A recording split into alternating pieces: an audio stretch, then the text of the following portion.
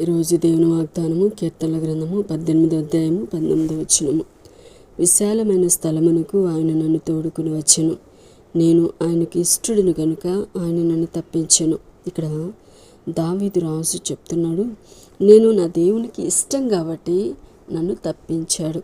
దేని నుంచి తప్పించాడు? ప్రతి సమస్య నుంచి, ప్రతి పరిస్థితి నుంచి, ప్రతి ఆపద నుంచి దావీదుని రక్షించాడు, తప్పించాడు.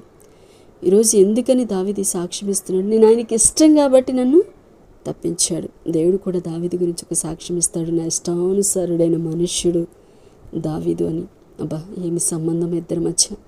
దేవుడు చెప్తున్నాడు, ఇటు దావీదుకు కూడా అర్థమైంది నేనంటే నా యేసయ్యకు ఇష్టమని. ఈరోజు నువ్వు కూడా దేవునికి ఇష్టంగా నువ్వు బ్రతికితే, దేవునికి ఇష్టమైన మార్గంలో నడుస్తూ, ఆయనకి ఇష్టమైన పనులు చేస్తే, ఆయనకి ఇష్టానుసారమైన ప్రవర్తన నువ్వు కలిగి ఉంటే, నీ ప్రతి పరిస్థితి నుంచి కూడా ఆయన నిన్ను విడిపిస్తాడు.